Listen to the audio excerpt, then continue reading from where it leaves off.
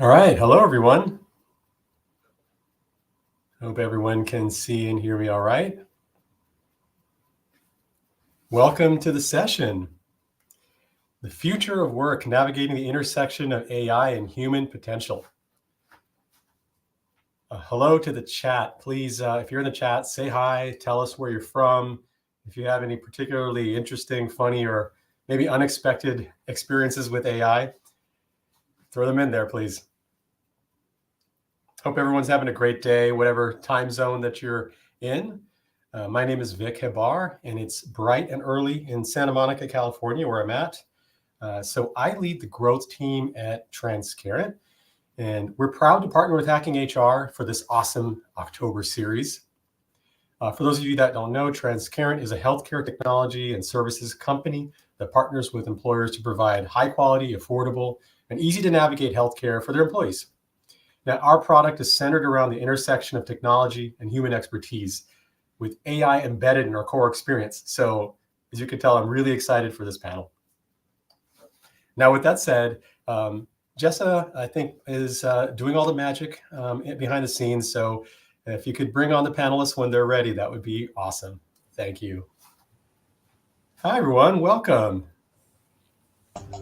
Great to see everyone's faces today. And I know we have a really, really awesome panel that's in all sorts of places around the world and around the US. So I'm really looking forward to getting to know everybody and getting your insights.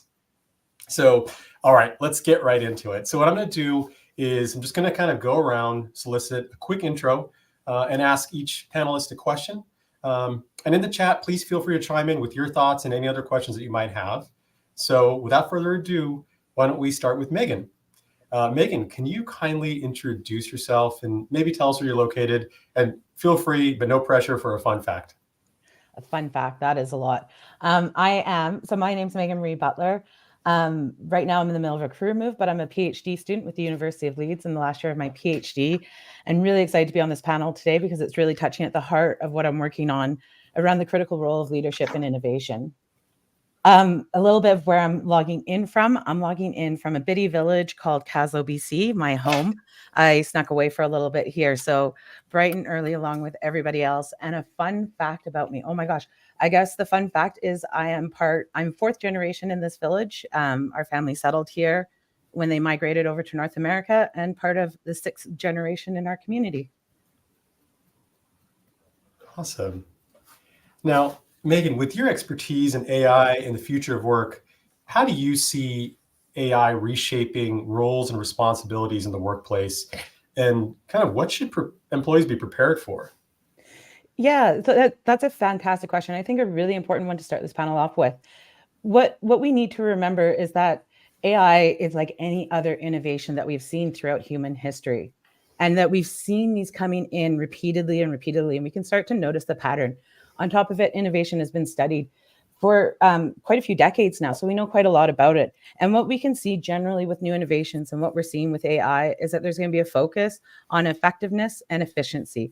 How can we use it to do our jobs better? And for the most part, that's already our radical innovation, AI. And what does that mean for most of us in the workplace?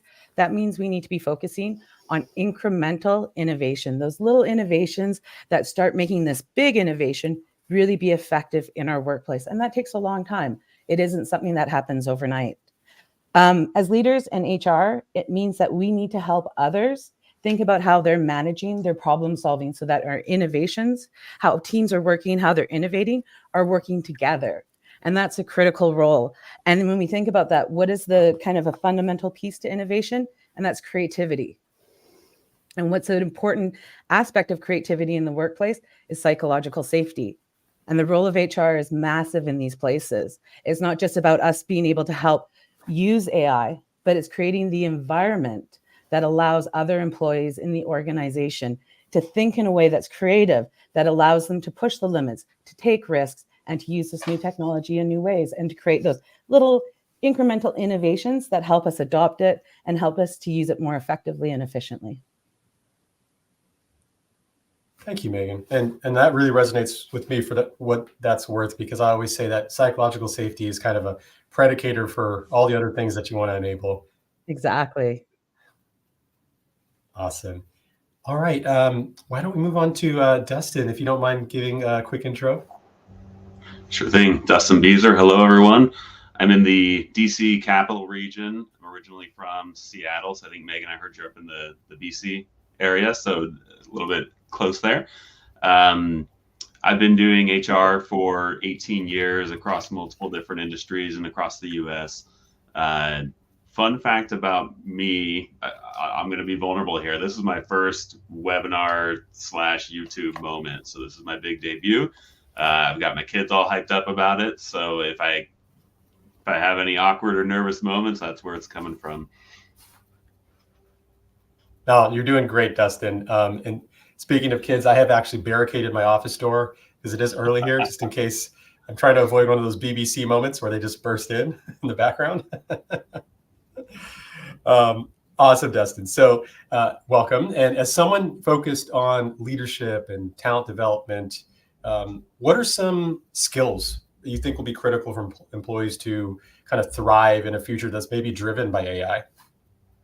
Yeah, I think the theme that I'm seeing, and this really, I think this holds true with any major technological evolution, is as machines are able to do more and more work for us, it pushes the place for human involvement at the higher order levels of thinking. And so I think where we need to be focusing on development is on the soft skills and the critical thinking skills, the higher order skills that we will need to use in order to make AI in its various different forms useful for us. So things like curiosity, imagination, using good judgment about how to use and not use and what data to put out into the different tools that are available. One that's personally very important for me has been just the ability to know when and where to focus. With the major LLMs that are out there, there is just my access to information and curiosity has just grown exponentially. And I really have to decide where to focus because I can't go down every possible path that is presented to me. And so as we apply that to work, you have to know where to use this massive access to new information and focus in on it so that you can bring the value that's needed with it. And then I think harder skills are important as well. Just general data literacy, being able to know the right terms to put in, whether that's statistical terms or different analytical terms, in order to get at the right types of results that you're looking for. And then just general critical thinking and problem solving are skills that are not, while AI has the ability to kind of get into that zone, it's not an area where humans aren't going to be needed, especially in the workforce. That's great, Dustin. I mean, maybe a little esoteric, but sometimes I think of these big seismic shifts in industries like the Industrial Revolution, or let's say even the printing press, where I think there's a lot of uncertainty. And what does that mean for me with my job? Because there's this new technology that's so disruptive. But as we've seen in a lot of times before, I think kind of to paraphrase in a way what you're saying is that it's really just the optimistic outlook here is that we're moving humans into kind of maybe higher order functions and hopefully getting these tools to replace other things and free us up for more concentrated and focused thinking. Yeah, that's perfectly put. Awesome. All right, so just going around the table here, I'd like to introduce Anna. And if I should say Anna, please do keep me honest here. Could you kindly give yourself a little intro? Absolutely. Thank you very much, Vic. And good morning, everyone. Good morning to those that really participate here in this panel, and also to the people that are attending that. It's a great opportunity to discuss about something which is in the mind of many. Let me say that as a brief intro, that I work for HR a little bit more than 2 decades, and I do that emphasizing organizational design and development. With that being said, that means that there's a lot of work that we're doing right now. I sit in San Francisco, and the fun fact is that San Francisco has wonderful beaches, and everyone comes really here to see the beaches, and then they get disappointed because they're very cold and you cannot enter the water. So, with that being said, should I go on and discuss about the topic?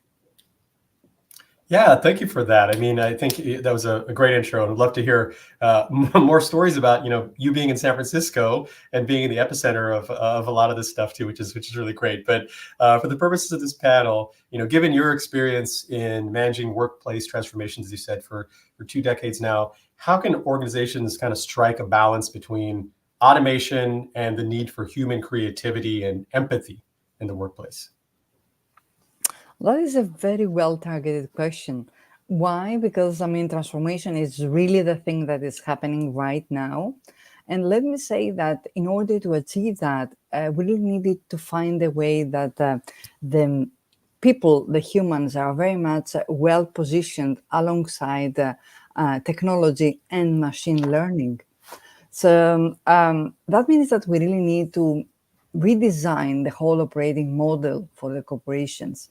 Because right now we have machine learning is not just going to automate things.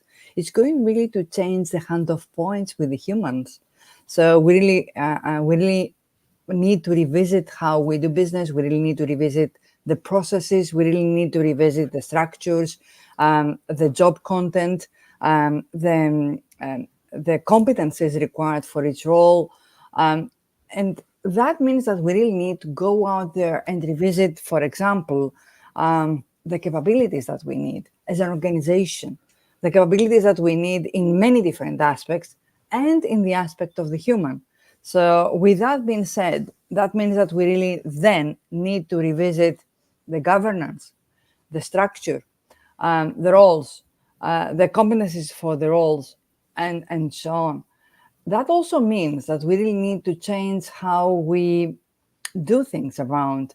That means we need to affect the culture. It's not only the psychological safety, it goes without saying, it preserves creativity, but it also means that we need to shed more empathy within the way that we do things. For example, if you now have the bot that is doing customer service, and they can do everything that is required.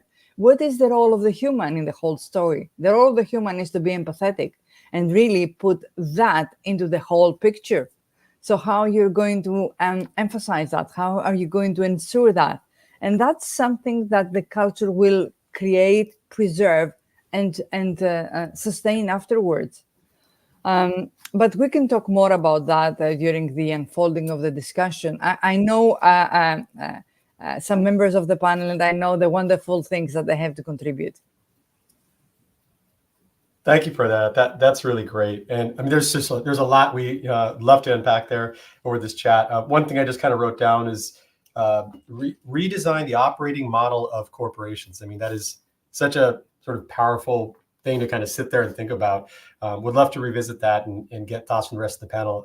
But I just want to take a second to say hello to the chat. I'm looking at people from literally all around the world. We have Tanzania, Uganda, Kenya, Russia, London, New Jersey, Chicago. It's really great. So lots of diversity, perspectives, and lived experiences here. So if anyone has their thoughts, what comes first to mind when you think about redesigning the operating model of a company, please do put that in the chat. We'd love to hear it. Okay, moving along, speaking of international, we're moving along to Pakistan. Khalil, welcome. Would love to get a great intro, a little intro from you, and then kick off some conversation. Thank you, Vic. Thank you to everyone. My name is Khalil Zafar. I'm a management consultant specializing in future of work. I'm the author of book Future of Work Simplified, which I wrote 5 years ago, but I'm glad to say most of the predictions that I made 5 years back are now coming true. So having said that, I think there is a lot of misconception when we talk about future of work and AI and human potential that needs to be clarified. First of all, it's a new phenomena. There are no textbooks available to counter the issues. SHRM, CIPD was not prepared for these things. Universities didn't have any MBA or master's program in the future of work, which we just started. So I think it's a new thing. We will learn along the subject as we go. Misconceptions needs to be clarified and eliminated. And I really like the word that Anna used, redesigning the organizations, because I've seen I work a lot with the government sector and the corporate sector, and they seem to sometimes they have conflict. They link automation with AI. They think that automating the processes and introducing the softwares is introduction of the artificial intelligence. But I think with the passage of time, it's going to get better. uh, Future of work is all about two things, and which is within our title, intersection of AI and human capital. And just to summarize my point, I have a prediction that the fifth industrial revolution is going to be the collaboration of machines and humans. So people who understand the technology and they have the knowledge and the skill set of understanding the human mind and psyche are going to be the winners. That's awesome, Khalil. Thank you so much. That was just for diving into the topic. I think that we really wanted to hear from you about, and also, you guessed my question, which was I was hoping for a prediction, and we got one. So that's great. Thank you for that. Awesome. And then rounding out the panel, excited to introduce Nikki. Welcome.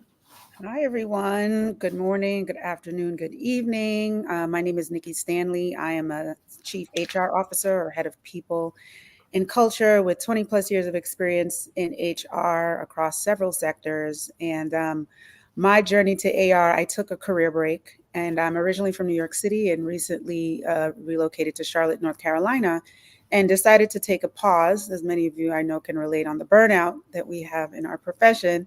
So very blessed to be able to do that. And I started my AI journey in preparation of re-entering the workforce and just thinking about how to be more efficient and lead teams in a more scalable way, connected to business objectives. And then in talking to folks, realize that there's so much variety and perspective on AI and what it is, good versus evil, and adoption of it or not. And so I ended up launching an AI consultancy, really working with organizations from the basics. But fun fact about me, I'm looking at the chat. Hi, everyone. I love seeing everyone from all over the world. I recently came back from a few weeks ago from Tanzania and Kenya. So I see a couple of folks in the chat represented from there. Love both your countries.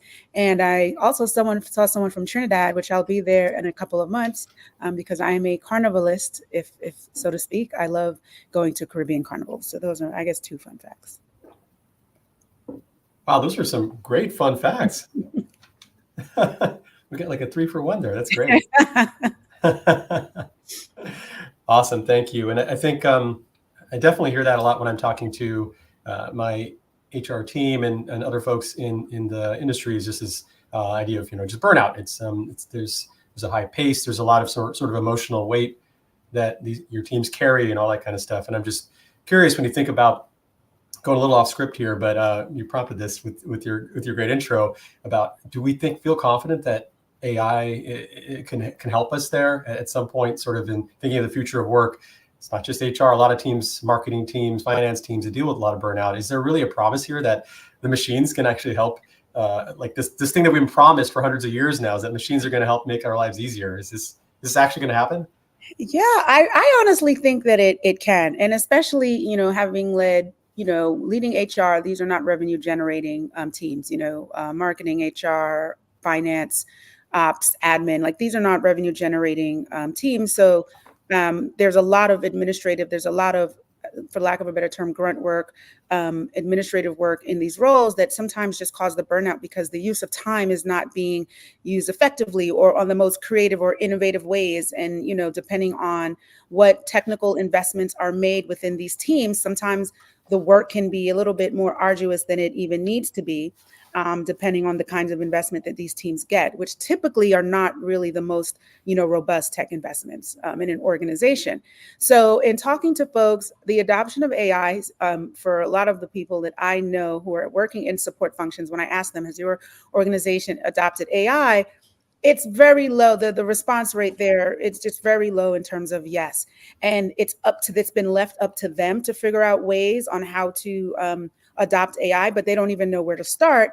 And in absence of an organizational kind of policy plan perspective, from an equity standpoint, these are folks who typically the non-digital natives, so to speak, or those who are not in the most highest regard in the organization from a hierarchy standpoint, because of being non-revenue generating, tend to get left behind. And so that's where a lot of the worry is. So to your question, yes, I think there's a huge opportunity there, but there's also a huge ethical opportunity, and in terms of like human potential and making sure that folks are not sitting here like frantic about their jobs being replaced, looking at how their roles can be augmented and enhanced rather than replaced, and then looking for opportunity where there is job elimination for redundancy reasons, where there's opportunity for them to be upskilled and leverage their existing skills, gain new skills, and to add more value in a different way to their organizations. It's fantastic. It's both reassuring, but also makes me think, back to the idea of redesigning the org and just redesigning the way we think about all this. There's a lot of work to be done there.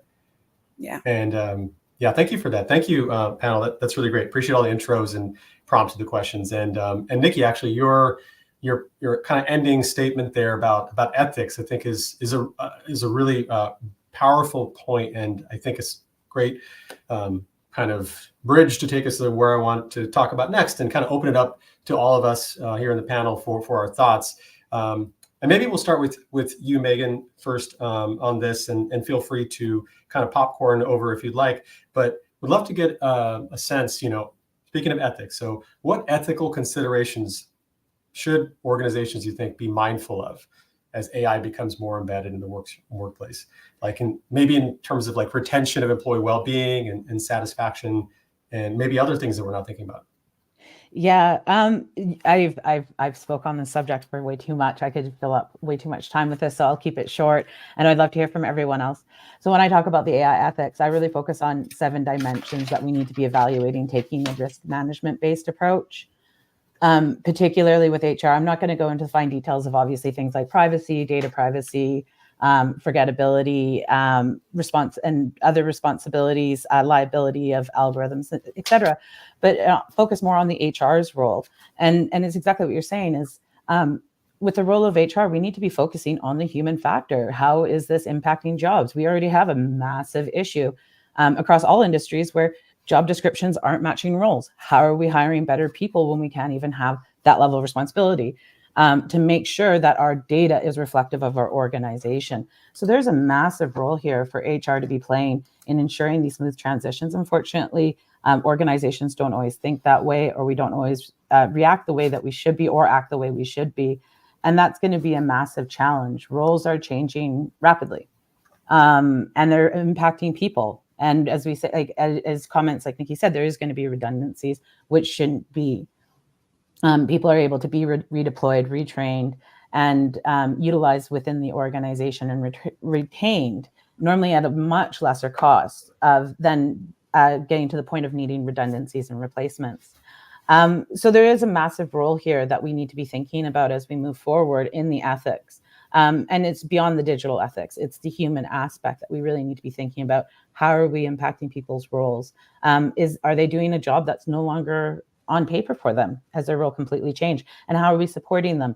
And some of the biggest things is that we need to remember with these innovations that there's not two impacts. It's always a continuum.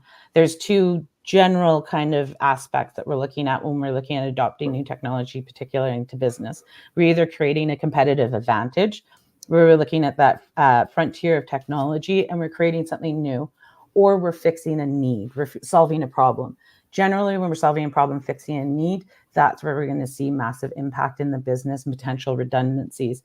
Something like replacing an entire call center with a chat product, for example, we're going to impact a lot of people. And that's where we need to have a big responsibility in HR and be human and realize there's countries like France that have laws against that. And we need to be very, very mindful as we move forward, because this could be very disruptive and destructive to many people if done poorly. If done well, there's a lot of organizations who are already doing well with this and supporting employees in that retraining, understanding the impact of roles, etc. So anyways, I can go on way too long. I'll let somebody else cut in. I love that. I'd love to dig into the 7 dimensions there as well too. That sounds very juicy. Would anybody else like to add to that? I would like to. Unmuted sorry. first, I think. No worries, no worries. Anyone can go. Well, I just wanted to say that I do that with my 2 hats. I'm a SHRM certified senior HR professional, but at the same time, I'm a ProSci certified person. I'm very much a change management practitioner. So I would like to say that this is a huge change that is going on, and we need a robust change management framework in order to achieve that. There are many different ones one can choose from, but definitely really any kind of framework that will be utilized needs to harmonize communication, leadership alignment, employee engagement initiatives, a lot of training and adoption. So corporations need to take that seriously, because these changes affecting so many aspects that you need to be very much well versed and at the same time well structured in order to go about it and make it happen. Otherwise, that is going to create, this disruption is going to create a lot of problems in the operation of the company. So I just wanted to say that we need that. That's. Vic, that's a great question, because, whenever we talk about AI, 2 things pop up. First is, amongst the general people, first is, are we going to lose our jobs? Second thing is the ethics. So these are the frequently asked questions within the AI domain. Now, I think the ethical thing is the most talked about and most misunderstood as well. Once again, I recently had the honor of working with a government entity, and they had a brilliant software which was linked with an AI system related to decision making for the leaders. The entire data was coming at one point. It was giving advisory for decision making, but the decision was not coming on time. And when we evaluated that, the process was AI was taking the decisions, but it was going to the board members, the board governing body, which used to come at office after every 15 days. So it's not the fault of the AI system. I think it's the fault of the process that the organization has made. So same thing, AI is based on machine learning. Whatever input you will give it, the same sort of output's gonna come. So let's suppose HR, recruitment. If you are giving the input, filter out people from certain nationalities or people or shortlist people who are from certain backgrounds or those who have MBA from a certain university, the filtration of the data is going to cause you ethical problems. So I think with AI, we need to take it as a tool which is going to help us out in the in the transformation of work, in the automation of the work. But on the other hand, the change management aspect, the redesigning of the organizations, the processes is equally relevant as well. So we need to merge both of these things together. That's great, Khalil. Anna, thank you for those insights. There's, again, I feel like any one of these questions could be sort of its own webinar or maybe even podcast, because there's just so much to dig into and so much to pack. And I think one of my takeaways just from this also is I'm kind of thinking maybe this session should be called not just the future of work, but the future of work culture, because I'm hearing so much about, and it's not just about how AI impacts your work, but it's how you feel about your work and your role in the company and your role in the industry and all that. And those things can be hugely impactful for culture. And I think that would be something I'd love to also kind of touch on and unpack here a little bit if we have the time. Now, before we move on, anyone else have any thoughts they'd like to share? Dustin and Nikki, I know you already did, but feel free to add on what you did about this topic and ethics in AI. Yeah, I'll just chime in. Go ahead, Dustin. No, you've been waiting for a while. Go ahead. All right, thank you. I just wanted to mostly echo what Megan said. I think there's an undefined but major ethical consideration in terms of upskilling or reskilling the workforce that we have in our hands. But another dimension that comes to mind for me is with people analytics. The tools that we have access to now give us unprecedented opportunities to analyze our team's behaviors, potential outcomes, predictive analytics. But with that, I think there's an obligation of transparency. And I don't think that means, just wide open, full transparency, but I think organizations should consider, when we're looking at our people data and we're doing it in more and more advanced ways, we need to consider, to what extent do we owe our teams an obligation to let them know this is happening and how it will impact them, and then hold to that.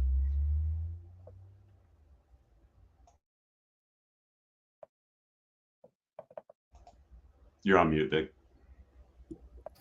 Thank you. I've done this for years, and still learning. Nikki, I believe you had a thought that you wanted to share.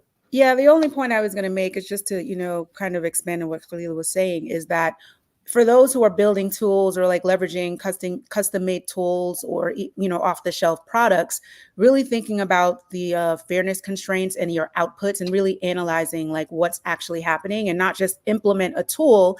And while it may be like reducing your time and, increasing efficiency, not to take for granted, and thinking about the people analytics, as Dustin mentioned, looking at the outcomes and really being intentional in auditing outcomes from like an ethics, equity standpoint, and looking at like fairness constraints. Like, how are you building the models? Like, are you building the AI and training it to actually check for outputs, like for like programming, equal kind of rankings for certain outputs, whether you're looking at gender, whether you're looking at, racial groups, or whether you're looking at, tenure, train the models in an intentional way and be really targeted in auditing those outcomes.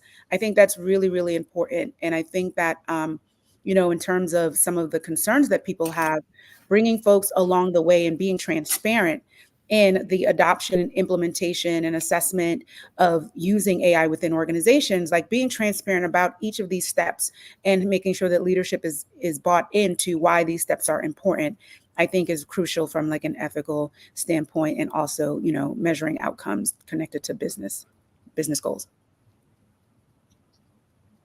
Do you mind, Vic, if I keep going? Please, Megan. This is just such a fantastic conversation. Whenever we get into ethics and AI, I get a little too excited. The geek really comes out. So I think, like I was mentioning earlier, the 7 dimensions, and as a team, as a group, we've managed to go through almost all of them. And I thought I would just bring up a couple of the other ones that I've added to my dimensions. Particularly important for HR is one around I have in there around notification and accommodation. We have to remember, particularly in HR, we're bringing new technologies in a world that's inherently digitally unfair. Not everybody has the same experience or access to technology. Even things like some of the interviewing tools that we can use can have unfairness built into them that we're completely unaware of without naming names. I know a few products from my investigation years. As we've already mentioned, the potential bias of a product. Is it fair? Is it unfair? And then, as Nikki was stating, like making sure that testing and outcome is there, because there's a lot of products that I examined in when I was doing my market research, that most of the time when we're looking at verifying results, products were saying the way they did it was through a handful of spot checks and the results seemed right. So how accurate is that? How fair are these? How accurate are these real products? Explainability and transparency, as Nikki hit on as well, absolutely important. Accountability and liability, who's responsible for it and what, especially with the use within the organization, as Nikki mentioned. Again, sorry to pick you out so much, but that having clear processes, why we do each stage, why there's checks at certain points, and where the human is in the process.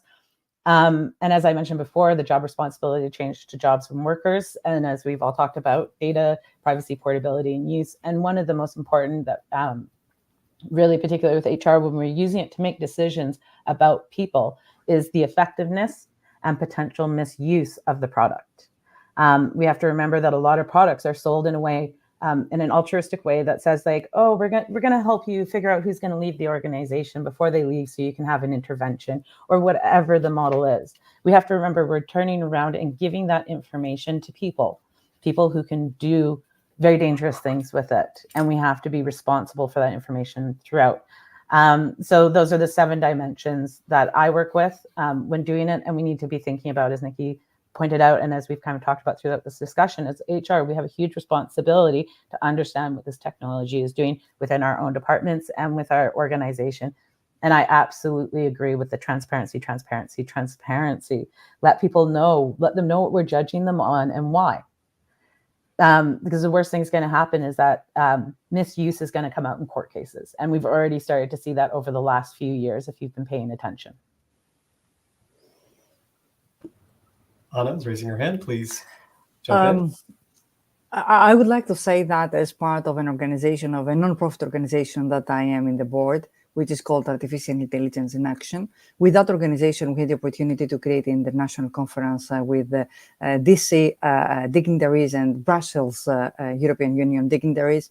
And we brought them together in order to, and that happened 2 years ago, in order to make sure that a regulatory framework will be put into place. And thank God it did. I mean, afterwards, an executive order has been signed by our president here in the United States. So that is so much in need.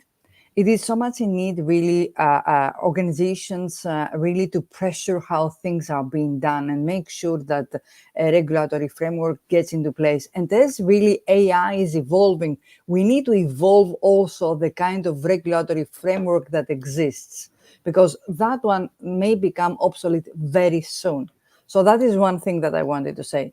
The second thing that I wanted to say, there is a society need right now to make sure that we will create a learning ecosystem that will provide the opportunities for the people to be reskilled and upskilled, because we're trying really to create right now a work environment in which the machines are going to work alongside the humans. And we're trying to, to say it in plain words, some of the work is going to be done by these robots, and some of the work is going to be done by humans. But the part of the work that is going to be done by the humans is the human work.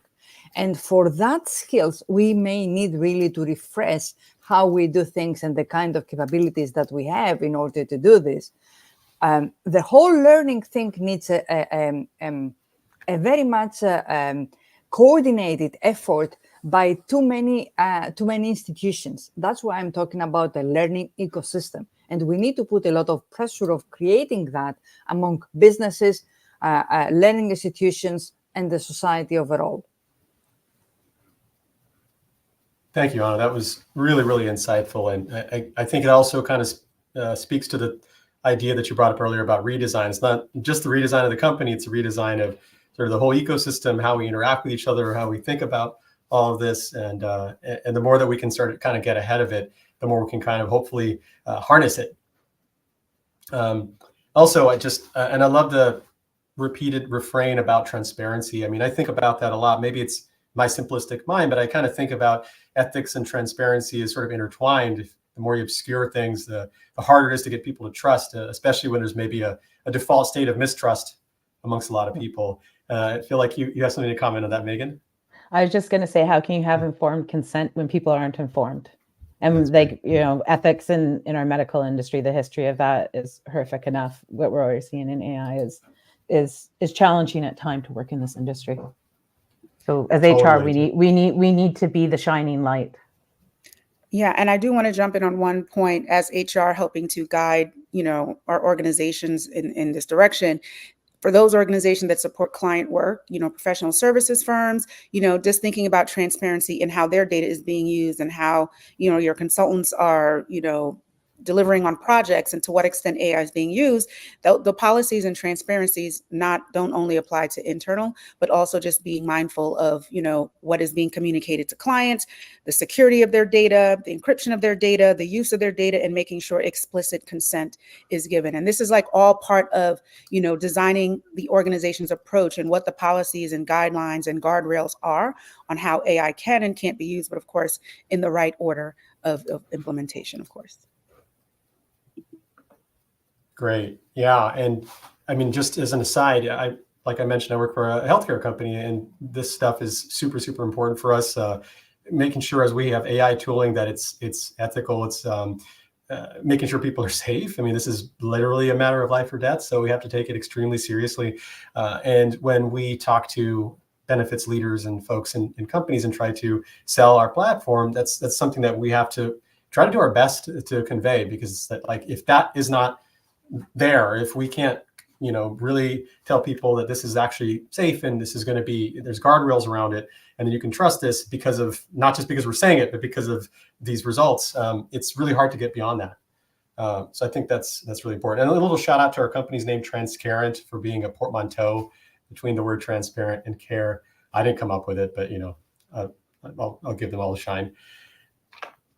Awesome. Well, that was a really great discussion. And I think and as part of the discussion, something that came up was this idea of measurement and insights. And so I think that's a really great kind of topic I want to dig into. And just as a quick, before I get into that, just a quick time check. I know that Hacking HR runs a tight ship here. So we've got 20 minutes left. So I think tracking how we're pacing here, we'll have this question, maybe one more, then kind of I'll look at the comments and see if there's anything that people want to ask in there. And just to kind of a couple of quick shout outs from the comments here. We did have, Nikki, you mentioned you went to Tanzania and Kenya. Looks like we have Rosamond, who that's both of her home countries.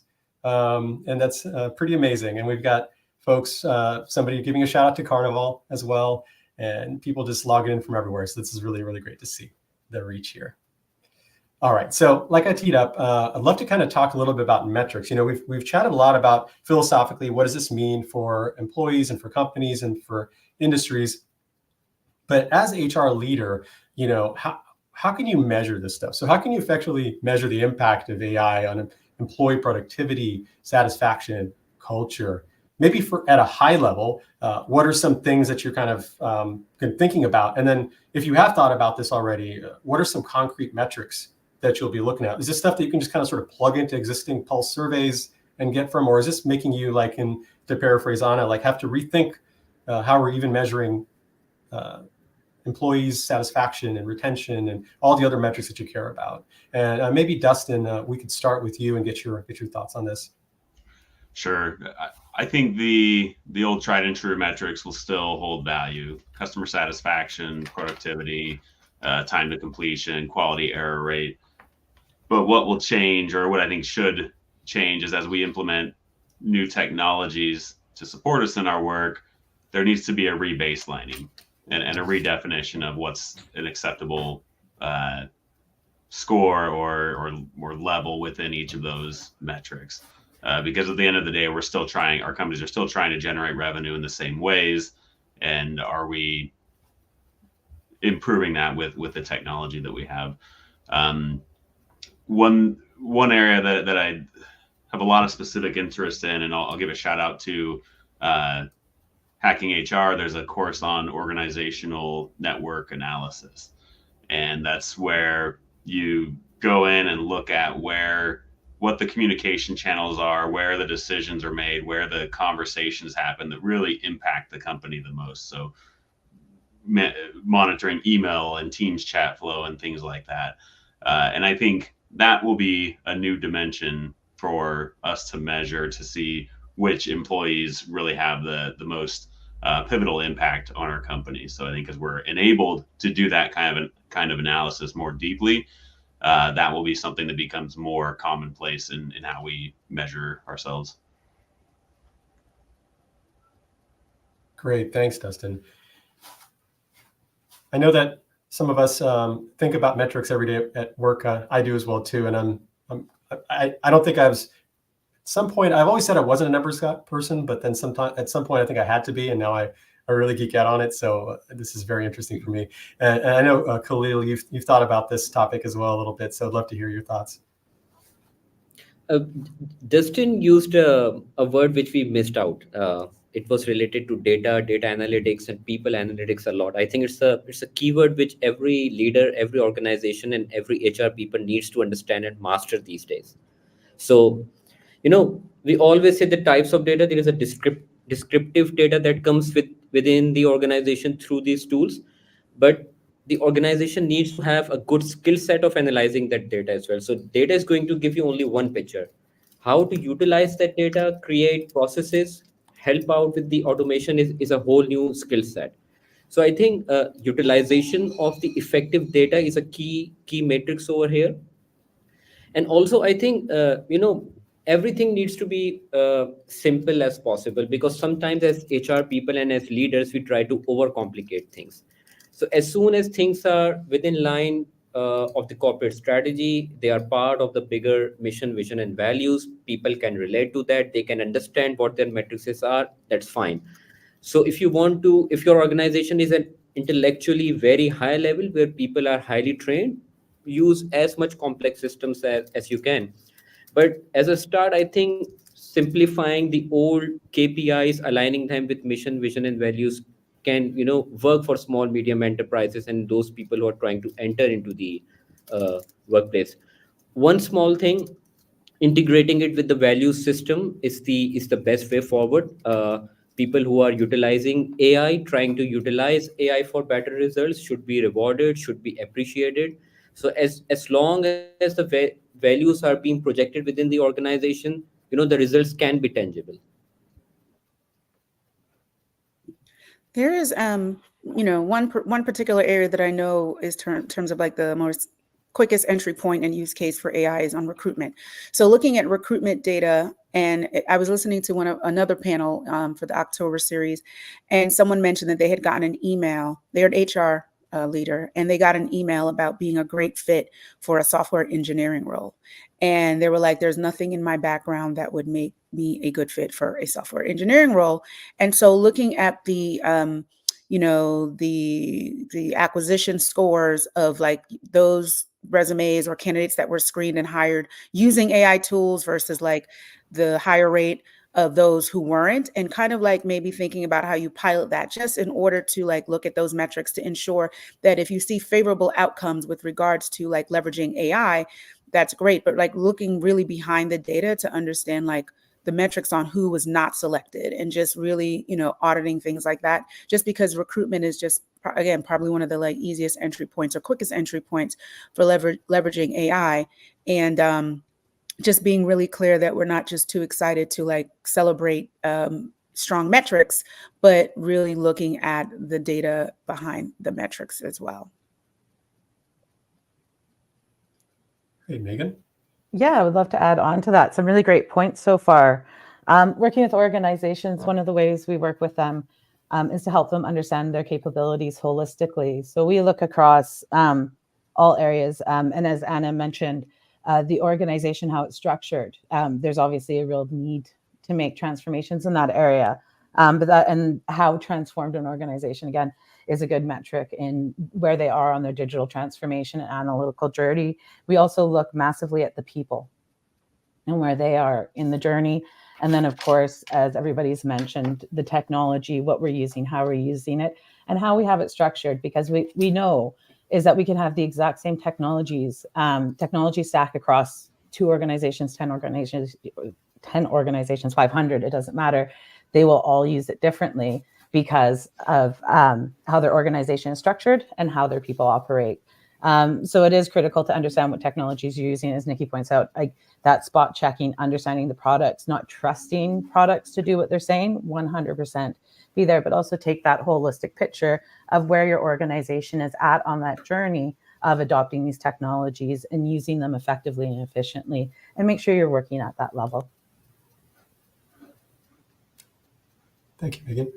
Anna? I wanted to give a quick metric that one can utilize in order to understand if they're really good into automating and integrating AI in their operation. It's really a quick metric, and that is how rigid the organization is, the empowerment level of the employees. So the more rigid the organization, that means you're not ready, you're not utilizing AI. So the organization, in order to integrate AI, needs to have less, first of all, levels. Second, it has to have a much more networked structure, a matrix structure, for example, and much more agile teams having the power to make decisions. If you have that kind of operation, that is a good metric that you're ready to implement AI and have it really work for the corporation and your shareholders. So that was a quick thing from my organizational design experience. Anna, you make me laugh. Those are some of the biggest indicators that I noticed as barriers to adoption in my data. I mean, it's usually when you see that something, you know it like just like your name. So I know it very well.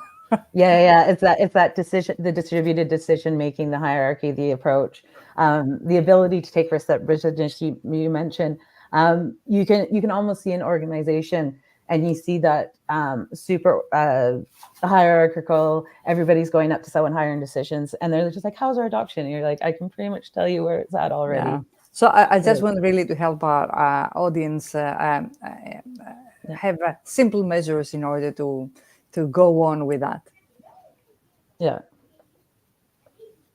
That's super interesting. I don't know if this is a stretch here, but my mind is kind of thinking some of the companies that are literally in the AI space that are making hardware, GPUs and LLMs, the ones that seem to be doing it really well or just at the forefront are those that have the flat organizations, like you think of the NVIDIAs of the world that are relatively flat compared to who they are. I think their CEO has like something like 50 or 60 direct reports. And then, some of the smaller companies, and you're seeing some of the bigger monolithic companies having kind of their challenges getting their products right. And some of that is potentially fueled by just the structure of the company. And that's really, really fascinating. Awesome. So we are in just about 9 minutes left. I'm going to take a leap here and ask another question right before we get to closing. And let's make this something of a lightning round, because I think, we kind of got into some practical stuff here. It's like, okay, we've talked about the so what, but it's like the now what. Let's kind of get into that a little bit and kind of what's going on right now. That's a good indicator of where things are going. So maybe just super briefly, we can go around. I'd love to get a sense of, are there any tools or use cases at your companies or clients you're working with or the circles you're in where people are using AI? And it could be internally with your HR teams, it could be at employees at large that are working really, really well. For example, in marketing teams right now in my company, in any company, people are playing around with AI to, write copy and develop marketing assets and things like that. That's something that kind of is at this point kind of very table stakes. But are there any things that maybe are a little bit beyond that you're finding really useful in terms of AI tooling and use cases? And what is, we talked about fear. People are afraid of AI replacing their jobs. Are there things out there that are exciting people? And you're seeing, wow, people are really getting catalyzed and energized by these AI processes and use cases that kind of maybe indicate the future potential there. And maybe we can just start with Nikki on this one. Sure. Two that come to mind, one of the obvious personalized training and skills development, but that correlated with or combined with an assessment of business needs and where the skills gaps are going to be, and more of like a succession planning or really a workforce planning tool, using it in that way. And another two more ways, AI-based mentor matching, to help match mentors for digital natives versus like those who may not be as savvy, considering like the multiple generations within organizations. So that's a second that I've seen or discussed.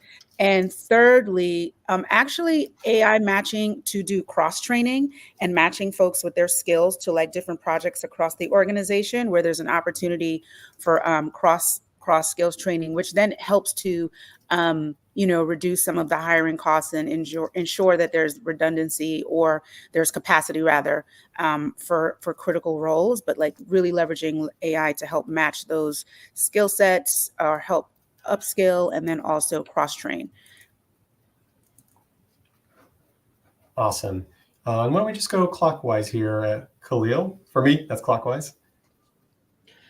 I think when we say tools, it's not just specialized tools. Even the old ones like Microsoft Word and PowerPoint now utilize some excellent integration of AI.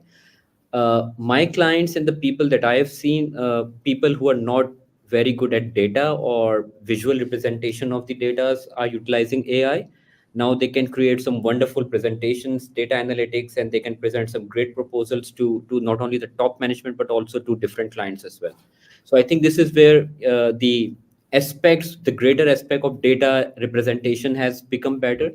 The overall statics of the presentation has become better. Corporate communications has developed extremely well with Grammarly and ChatGPT, these sort of softwares. And one more thing, especially in the software industry, the mock exercises. There are certain AI tools that help the leaders analyze, like, if they are entering in a market with this much of budget, PPC and SEO, what is going to be the success rate. So with 2 or 3 agents calling without any advertisements, that the probability of the result comes out. So I think with mock exercises and the sort of a survey analysis brings in great result as well. Great. Just moving around clockwise, that would be you, Anna. Well, I would like very much to reference something that has been mentioned also before. It's not only how we really utilize all these systems on making things a little bit more efficient. It's also really how you collect that data and how you combine that data and how you utilize that for driving your decisions. And that is something that I've seen in some systems being done really well. Those systems that scrutinize the data and second, really guide a little bit how it should be utilized. These are better systems. Why? Because these kind of systems has been doing what we're all preaching here. They have much more transparency, and also they have much more accountability and responsibility on how this data is being utilized.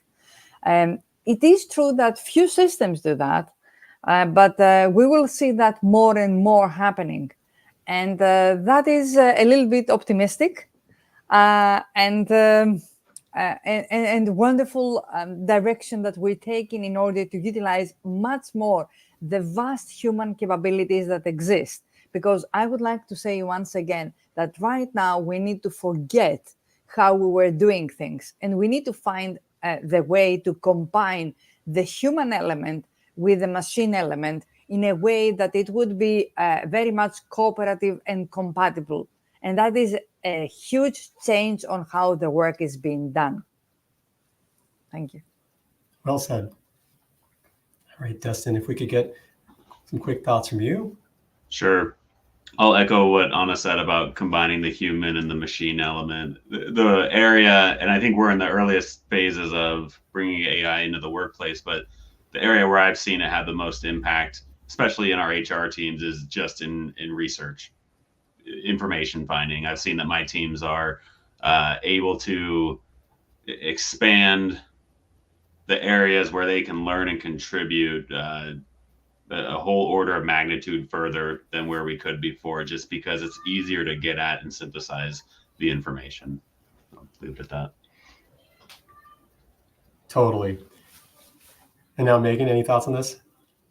Really great points from everybody. So just a quick generalization from what I've seen in the market through consulting and research. So I'll go backwards through it. So kind of in the number 4 spot, a lot of the there's been a bigger shift from a few companies that were trying to build large in-house behavior type models, that the products are doing a really great job of that. And a lot of people are purchasing those as an add-in third-party vendor. Kind of the number 3 area that we're seeing adoption of AI into HR is around skills. It's still very tentative and people are still figuring that out, but we're seeing that particularly coming in through a lot of the large tier 1 HRS systems.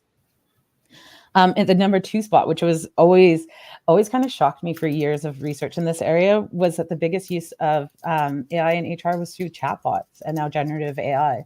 So just having that extra digital assistant, as Dustin was mentioning, being able to use technology just to help you do your job a little bit better, to help you with research a little bit more. And then the biggest one that we're seeing is it's leaking into our organization through existing tools. Look at all the changes we just see to Microsoft alone. ChatGPT, all these things are coming into our products just every day. So it's coming in at us in multiple directions in organizations. And for HR, that means it's coming into our teams, it's coming into our employees, it's coming into our leadership, and it's coming in through our technology. So it's really quite becoming an innovation in a lot of ways. So well said, Megan. And I know we're almost at time here. And like I mentioned, Hacking HR runs a tight ship, which is awesome. I'm not sure if I'm going to start hearing some music and you'll see curtains closing across me. But as sort of a closing thought, I just want to just commend the panel here for all the amazing info and insights and just really lively, great, deep discussion here. And for everyone in the comments and in the chat, I encourage you to reach out to all these pros here. They have a wealth of knowledge and practical tips and things like that. One question I didn't get a chance to ask them, and please ask them directly, is really about what's one key piece of advice that these folks would have to help navigate in this piece of time. If you had to take one takeaway. So I think that'd be a great thing to leave as a comment in their next post, or to reach out to them on DM and kind of pick their brain on, ensure that everybody has some really great advice on that. And Dustin, in closing, you crush it on your first online panel experience. I recommend that you participate as many as you can. And likewise to all of you, thank you so much for your time. I hope this was as enriching and insightful for you all as it was for me. Have a wonderful day to everyone around the world, whatever time of day or night it is. Thank you, everyone. Thank you. Take care. Thank you, everyone. Thank you. Take care. Thank Bye. you. Bye. Bye-bye. Bye.